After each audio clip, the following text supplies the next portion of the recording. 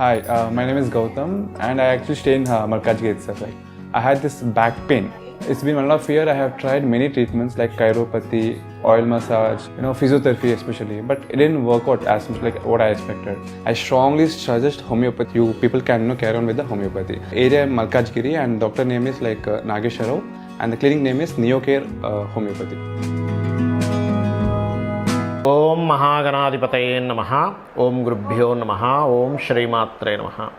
పరమేశ్వర స్వరూపమైనటువంటి జ్యోతిష, వాస్తు మరియు ఇతర అనేకమైనటువంటి శాస్త్రములను మనకు అందించినటువంటి మహర్షులకి నమస్కారం.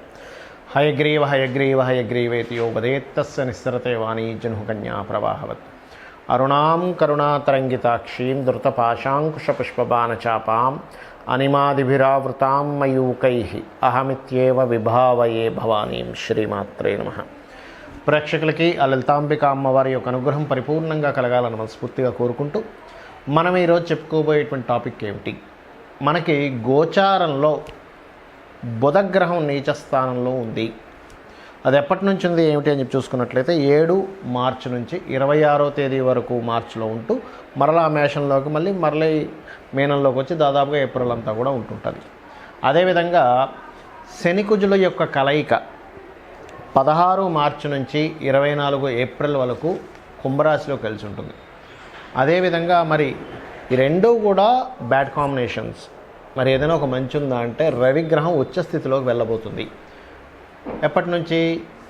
మార్చి 14వ తేదీ నుంచి. కాబట్టి ఈ యొక్క గ్రహస్థితులను అనుసరించి మనకి ఈ గ్రహాల యొక్క స్థితి వల్ల ఏ విషయాల్లో ఖచ్చితంగా జాగ్రత్త వహించాలి, ఏ విషయాల్లో బాగుంటుంది అనేటువంటి విషయం ఇప్పుడు మనం తెలుసుకుందాం. ఒక్కొక్క లగ్నరీత్యా, లగ్నం తెలియని వారు రాశిరీత్యా చూసుకోవచ్చు. సింహలగ్నము, సింహరాశి. మీకు లగ్నం తెలుసు, లగ్నం నుంచి చూసుకుంటే హ్యాపీగా. లగ్నం తెలియదండి, హ్యాపీగా చంద్రుడి నుంచి చూసుకోవచ్చు, సింహరాశిని చూసుకోవచ్చు.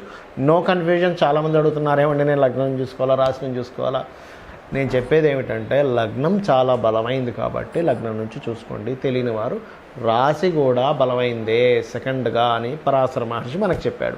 So no need to worry. ఇక్కడ మనము ఇవాళ చెప్పుకునే టాపిక్లో శనికుజుల కలయిక, బుధుడు నీచ పొందుతున్నాడు కాబట్టి జాగ్రత్తగా ఉండాలని, రవి ఎగ్జాల్టెడ్ పొజిషన్లోకి వెళ్తున్నాడు కాబట్టి మీకు ఒక మంచి జరుగుతుందనే విషయాన్ని మనం చెప్పుకుంటున్నాం.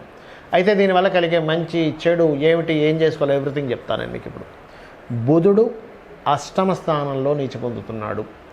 అష్టమం సడన్గా బిజినెస్ రిలేటెడ్, లాభాలు రిలేటెడ్, 2 and 11th లార్డ్ అంటే షేర్ మార్కెటింగ్ రిలేటెడ్ మూలంగా మీరు కనుక తప్పుడుగా అంచనా వేశారు, ఏం పర్లేదులే అని చెప్పని అనుకున్నారు, ఏం కాదులే ఏముందిలే చాలా పోయి ఇది కూడా పోతే పోయిందని అనుకున్నారు, నెగ్లిజెన్సీగా ఉన్నారు షేర్ మార్కెట్ అండ్ బిజినెస్ విషయంలో, మీకు ఖచ్చితంగా దాని ఎఫెక్ట్ ఉండి తీరుతుంది. అలా కాదు, నేను అలర్ట్గా ఉంటాను, నేను విష్ణువుని నమ్ముకున్నాను, ఎప్పుడు విష్ణు నామాన్ని నేను చేస్తూ ఉంటాను, నాకేంటి అమ్మవారు ఉంది నాకు అని చెప్పి అలర్ట్గా ఉన్నారు, మీకు లాభం కలుగుతుంది. ఇందులో ఎటువంటి డౌట్ లేదు.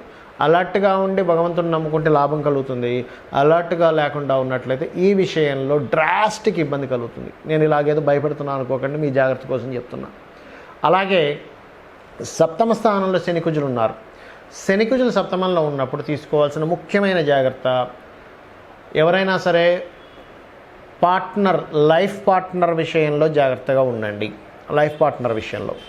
రెండవది ఏమిటి అంటే లైఫ్ పార్ట్నర్తో పాటు బిజినెస్ పార్ట్నర్ని ఎంచుకునే విషయంలో, అంటే పెళ్లి విషయంలో, వివాహం విషయంలో ఒక వ్యక్తిని ఎంచుకుంటాంగా ఏమవుతుంది, చాలా మటుకు సొసైటీలో జరిగేది ఏంటంటే, చాలా సంబంధాలు చూసామండి, విసిగిపోయామండి, ఏదో ఒకటి కానిచ్చామని చేసామండి, ఆ ఒక్క దగ్గర మిస్టేక్ చేసాము సార్, మేము అనవసరంగా తొందరపడి చేసుకున్నాము, తీరా చూస్తే నా మైండ్ సెట్కి అమ్మాయి మైండ్ సెట్కి, లేదా ఈ అమ్మాయి అనుకోండి అమ్మాయి మైండ్ సెట్కి అబ్బాయి మైండ్ సెట్కి సెట్ అవ్వట్లేదు, ఇప్పుడు ఎలా వదిలించుకోవాలో, ఏమవుతుందో ఏమిటో, ఈ గొడవలు మేము భరించలేకపోతున్నాం అంటారు. ఆ కాంబినేషన్ మీకు సప్తమ స్థానంలో నడుస్తుంది. సో కేర్గా ఉండండి. మీ పార్ట్నర్స్కి ఏదైనా అప్పు ఇచ్చే విషయంలో జాగ్రత్తగా ఉండండి. మీ పార్ట్నర్ పేరు మీద ఏదైనా ప్రాపర్టీ తీసుకునే విషయంలో జాగ్రత్తగా ఉండండి, బికాజ్ ఆఫ్ 4th లార్డ్. అలాగే మీ పార్ట్నర్, లైఫ్ పార్ట్నర్ని కాస్త వాహనం మీద వెళ్ళేటప్పుడు స్లోగా వెళ్ళమని చెప్పండి. ఇది గుర్తుపెట్టుకోండి. మరి రవి ఎగ్జాల్టెడ్ అంటున్నారు, రాస్యాధిపతి రవి ఎగ్జాల్టెడ్ పొజిషన్లోకి వెళ్తున్నాడు. ఇది ఒక మంచి ఇవ్వాలి కదా, ఖచ్చితంగా ఇచ్చి తీరుతుంది. ఎందుకంటే గ్రహం ఎప్పుడు కూడా మంచి చేయడం మంచి చేస్తుంది, ఇబ్బంది ఇచ్చేటప్పుడు ఇబ్బంది ఇస్తుంది. దాని పని అది. భగవంతుడు ఆ సాఫ్ట్వేర్ని ఆ గ్రహానికి ఆ పని అప్పచెప్పాడు అంతే. మన మీద ద్వేషము కోపము ఏమీ ఉండవు గ్రహాన్ని, గుర్తుపెట్టుకోండి. తన పని తను చేసుకుంటూ వెళ్ళిపోతుంది. మరి ఏమిటండి, రవి భాగ్యస్థానంలో సంతానానికి కారకుడు, ఎగ్జాల్ట్ అయినప్పుడు సంతాన యోగాన్ని ఇస్తాడు. సంతానం కోసం ప్రయత్నం చేస్తున్నాను, ఈ టైంలో ప్రయత్నం చేయండి. ఇది April 14th to May 1st లోపల చేసే మీ ప్రయత్నం ఖచ్చితంగా సంతానానికి యోగిస్తుంది. మరి రెండవది ఏమిటి, రాజకీయంగా యోగిస్తుంది, బికాజ్ ఆఫ్ రవి రాజకీయానికి కారకుడు. మూడవది ఒక మంచి ఉపాసన, ఒక మంచి గురువు దగ్గర ఒక మంచి మంత్రం తీసుకుని ఉపాసన చేద్దాం అనుకుంటున్నాను, ఈ టైంలో చేయండి. ఖచ్చితంగా మంచి తొందరగా కనెక్ట్ అవుతారు మీరు. అలాగే స్నేహం, ఈ సమయంలో చేసేటువంటి స్నేహాలు మంచి దారికి తీస్తాయి, ఇది గుర్తుపెట్టుకోండి. ఇక మీరు చేయవలసినటువంటి దేవతా ఆరాధన, ముఖ్యంగా ఏదైనా అమ్మవారి ఆలయంకి వెళ్ళండి, శక్తి దేవత ఆరాధన చేయండి, బుధ శని కుజ గ్రహాల దగ్గర దీపారాధన చేయండి, గోవుకి బెల్లము క్యారెట్లు మరియు గోంగూర తినిపించండి, అన్ని విధాలు బాగుంటుంది. ఇక్కడ యూనివర్సల్గా అసలు ఏం జరుగుతుంది, అసలు జాతకమే తెలియదండి, నాకు రాశి తెలియదు, లగ్నం తెలియదు, ఏమీ తెలియదు, మరేం చేసుకోవాలో కూడా చెప్తాను నేను మీకు. ఇక్కడ యూనివర్సల్గా జరిగేది ఏమిటి అంటే, నేను మీకు ఫిబ్రవరి నుంచి ఇండికేట్ చేస్తూనే ఉన్నా, జనవరి ఫిబ్రవరి నుంచి అల్లర్లు జరుగుతాయి, జాగ్రత్తగా ఉండండి. కొన్ని అల్లర్లు జరిగాయి. బాంబేలుళ్ళు జరుగుతాయి, జాగ్రత్తగా ఉండండి. బాంబేలుళ్ళు కూడా జరిగాయి. అదేవిధంగా సడన్ ఇన్సిడెంట్స్ జరుగుతాయి. నౌకాదళాల మీద కూడా కొన్ని ఇవి జరుగుతాయి, అంటే నీటిలో ప్రయాణం చేసే వాటి మీద సడన్గా అటాక్స్ జరుగుతాయని చెప్పాను ఛానల్స్లో. అంటే అదేదో నా గొప్పతనం కాదండి, 1% కూడా నా గొప్పతనం కాదు, మహర్షులు మనకు అందించిన గొప్ప విజ్ఞానం అని చెప్తున్నా. ఇదంతా కూడా ఇదేదో మనం ఏదో చదివేసుకున్నాం ఆస్ట్రాలజీ, అందుకే నేను గొప్పగా చెప్పేశాను, ఇదంతా తప్పు. నా అలా అనుకుంటే కంప్లీట్గా సరస్వతీదేవికి మనం, సరస్వతి అమ్మవారు మనకు అనుగ్రహించి ఇచ్చింది అనేటువంటిది మనం అర్థం చేసుకోవాలి. ఆ మహర్షులు గొప్పతనం అర్థం చేసుకోవాలి. వాళ్ళ పాదధూళి యొక్క అనుగ్రహం ఉంటే మనం ఈ మాత్రం ఏదో చెప్పగలం అనేది మనం అర్థం చేసుకోవాలి. అయితే ఇక్కడ నేను చెప్పేది ఒకటే, ఇదంతా ఎందుకు చెప్తున్నా అంటే ఇంకా ఉందండి. ఈ శని కుజుల కలయిక ఉంది, బుధుడు ఉన్నాడు. ఈ బుధుడు యూనివర్సల్గా ఏం చేస్తాడంటే, ఈ 2 నెలలు కూడా షేర్ మార్కెట్లో సడన్ అప్ అండ్ డౌన్స్ ఇస్తాడు. షేర్ మార్కెట్ గురించి బాగా తెలిసిన వాళ్ళు దీన్ని డబ్బు చేసుకునే వాళ్ళు ఉంటారు. షేర్ మార్కెట్ సరిగ్గా తెలియని వాళ్ళకి పరిస్థితి ఏమిటి అంటే, దీనివల్ల నష్టపోతారు. అంటే బాగా అనుభవం ఉన్న వాళ్ళు చూడండి, ఇప్పుడు మార్కెట్ ఉంది, ఈ పలానా సమయాల్లో రేట్లు తగ్గుతాయి కానీ ఒక నెల పోతే బాగా పెరుగుతాయని ఒక అంచనా ఉన్నవాడు ఏం చేస్తాడు, ఇప్పుడు కొనిపెట్టేసారా, నాకు తెలుసు 30 సంవత్సరాల ఎక్స్పీరియన్స్ ఉందంటాడు, కొంటాడు, పక్కన పెడతాడు, టక్కన రైజ్ అవుతుంది, అమ్ముతాడు, అప్పుడు బాగా డబ్బులు వస్తాయి. అలా ఏంటంటే షేర్ మార్కెట్లో విపరీతమైన ఫ్లక్చువేషన్స్ ఈ బుధుడు ఇవ్వనున్నాడు, చాలా జాగ్రత్తగా ఉండండి. ఇది అద్భుతమైన ధనయోగాన్ని ఇస్తుంది, అద్భుతంగా లోపలికి తీసుకెళ్ళిపోతుంది. సో ఫ్లక్చువేషన్ విపరీతంగా ఉండేటువంటి సమయం ఇది. ఇక రెండవది, ఇక్కడ రవి శనిని కుజుణ్ణి రాహుని దాటుకుంటూ తిరుగుతున్నాడు ఆయన. అసలు రాజకీయాల్లో మీరు మనకు స్వాతంత్రం వచ్చినప్పటి నుంచి ఇప్పటి వరకు చూడనటువంటి డిఫరెంట్ కోణాలు జరుగుతాయి దీనివల్ల. నేను ఇది ఫిబ్రవరి నుంచి చెప్పుకుంటూ వస్తున్నా, మరలా ఎందుకు గుర్తు చేస్తున్నా అంటే గ్రహాల యొక్క ప్రభావం ఎలా ఉంది. ఎందుకు చెప్తున్నానంటే ఈ మాట, చాలామంది తెలియక ఈ రాజకీయ సంబంధించిన వాటి మీద కూడా బెట్టింగ్స్ కాస్తుంటారు. దయచేసి వాటి జోలికి వెళ్ళకండి, ఎందుకంటే బెట్టింగ్ రిలేటెడ్ సంబంధించినంత బుధుడు కారకత్వం, ఆయన నీచబడ్డాడు అంటే అయిపోయింది. కాబట్టి ఈ విషయాన్ని గుర్తుపెట్టుకోండి. అలాగే మరి రాశి నక్షత్రం తెలియని వారు ఏం చేయాలో అని చెప్తా అన్న, ఏమిటది అంటే శని కుజులు కలయిక ఉండడం వల్ల చేసే జాబ్లో,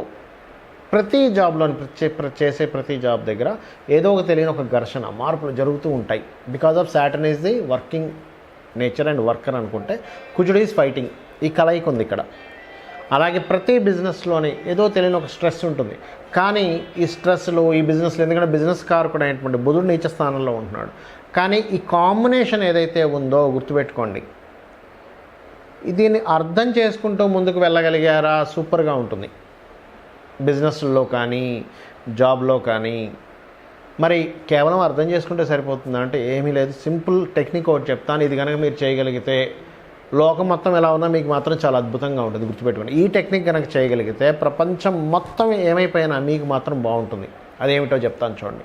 మీకు దగ్గరలో గోశాల ఉందండి, సింపుల్గా ఏం లేదు, పిడికెడు బెల్లము, క్యారెట్లు, ఆ కూరల్లో సింపుల్గా గోంగూర కట్ట చక్కగా కట్ చేసి ఆ గోవు దగ్గరికి వెళ్ళి, దేశీవాలి గోవు సాక్షాత్ అమ్మవారే గోవు రూపంలో ఉందని భావించండి. అమ్మవారి ఈ రూపంలో ఉంది, అమ్మవారికి నేను తినిపిస్తున్నాను, నా అదృష్టం ఏంటనుకొని భావిస్తూ భక్తితో తినిపించండి. మీరే చూస్తారు పెద్ద ఆపద ఏదైతుందో ఆగిపోతుంది అక్కడికి. అమ్మవారి అనుగ్రహం ఉంటే ఆపద గీపద ఏమీ లేదు, అమ్మవారే చూసుకుంటుంది. ఆ రకంగా మీకు ఆ సపోర్ట్ అనేటువంటిది లభిస్తుంది. అయితే ఇక్కడ ఇంకొక విషయం చెప్పి మీకు ఒక క్లారిటీ ఇస్తా. ఏమిటది అంటే, మీ జన్మజాతకంలో గనక నీచ గ్రహాలు బలంగా ఉన్నాయి, ఇబ్బందికరమైనటువంటి ఉంది, వాళ్ళకి మాత్రమే ఎక్కువ ఎఫెక్ట్ ఉంటుంది. కానీ జన్మజాతకంలో విపరీత రాజయోగాలున్నా, ధనయోగాలున్నా, విపరీత ధనయోగాలున్నా, భగవత్ అనుగ్రహము అంటారు. అంటే గురుగ్రహం కనుక రాశిని చూస్తున్నా, లగ్నాన్ని చూస్తున్నా, జన్మజాతకంలో గురువు యొక్క అనుగ్రహం బలంగా ఉన్నా ఏమీ అవ్వదు. ఎలా అంటే, ఒక బుల్లెట్ ప్రూఫ్ వేసుకునే వ్యక్తి ఈ బుల్లెట్ తగులితే ఏమవుతుంది, అదొక బుల్లెట్ ప్రూఫ్ లాగా పనిచేస్తూ ఉంటుంది. అయితే ఇక్కడ మీకు అనిపించవచ్చు, ఏమండి మరి నాకు గురుబలం ఉందో లేదో నాకు తెలియదు, నాకు జాతకం లేదు, మరి ఏం చేయాలి? సింపుల్గా ఒకటే గుర్తుపెట్టుకోండి, గురుబలము రావాలి, మనం రక్షింపబడగలగాలి అంటే ఒకటి మీ గురువుని తెలుసుకోండి. మీకు చిన్నప్పుడు స్కూల్లో టీచర్ ఏదైనా విద్య మీకు నేర్పించిన వ్యక్తిని గురువుని తెలుసుకోండి. లేదా దత్తాత్రేయుడిని, జై గురుదత్త, శ్రీ గురుదత్త అనుకోండి, గురుబలం వచ్చేస్తుంది. రెండవది, శివాలయానికి వెళ్ళి చక్కగా పసుపు గంధము కలిపిన నీటితో అభిషేకం చేయండి, లేదా చందనం రాయండి, చక్కగా గురుబలం ఖచ్చితంగా పెరిగి తీరుతుంది. పరోపకారం చేయండి. అంటే ఏమిటి? ఎవరికైనా ఏదైనా అన్నమో వస్త్రమో ఏదో ఒకటి దానం చేయండి. ఎందుకంటే దానం చేస్తే గురుబలం ఎలా పెరుగుతుంది అంటే, ఒక మంచి పని ఎవరికైనా సహాయం చేయడం ఈజ్ ఆల్సో గురువే. ఎందుకు? మీరు వాళ్ళు ఇబ్బందిలో ఉన్నారు, అబ్బాయి ఎలారా నాయన నా ఫుడ్ అనుకున్నాం, ఒక వ్యక్తి వచ్చి వాళ్ళకి సపోర్ట్ చేస్తారు, దట్ ఈజ్ ఆల్సో మీరు వాళ్ళు ఇబ్బందిలో ఉన్నారు, వాళ్ళకి ఇబ్బందిలో ఉన్న వాడికి నేను హెల్ప్ చేస్తున్నా, గురుతత్వం వచ్చేసింది అక్కడ. కాబట్టి ఎవరు ఏ ఇబ్బందులో ఉన్నా చిన్నపాటి హెల్ప్, మీకు తోచిన హెల్ప్ చేయండి, ఇది కూడా గురుబలంగా మారుతుంది. ఈ రకంగా మీరు చేయగలిగితే మీ జన్మజాతకంలో ఎటువంటి దోషాలున్నా, మీకు గోచారం అనుకూలిస్తున్నా అనుకూలించకపోయినా ఇది చేయండి. ఇంకొక విషయం చెప్తాను, పొరపాటును కూడా ఈ బుధుడు నీచంలో ఉన్నప్పుడు, ఈ శనికుజులు ఈ కాంబినేషన్లో ఉన్నప్పుడు తెలియకుండా మనం ఏం చేస్తామంటే ఉత్తరం వైపు కొన్ని దోషాలు చేస్తాం. అంటే తీసుకెళ్ళి, అంటే దాని ఎఫెక్ట్ పెరగడానికి వస్తువులన్నీ తీసుకెళ్ళి ఉత్తరంలో పెడతాం, బరువులు పెంచుతాం. పడమరలో తెలియకుండానే పడమరలో కొన్ని దోషాలు చేస్తుంటాం. అంటే ఏంటి? పడమర పెంచేసేటువంటిది, లేదా పడమరలో పెద్ద బాల్కనీ తయారు చేసుకోవడము, పడమరలో ఉన్నవన్నీ ఓపెన్ చేయడము, అంటే పడమర నుంచి ఎక్కువ వెలుతురు వచ్చేలా కూడా చేస్తుంటాం తెలియకుండా. ఎందుకు అంటే దీని ఎఫెక్ట్ ఇవ్వడానికి వాస్తుని కూడా వాడుకుంటుంది అది గ్రహం. అంటే ప్రకృతి అలా వాడుతూ ఉంటుంది.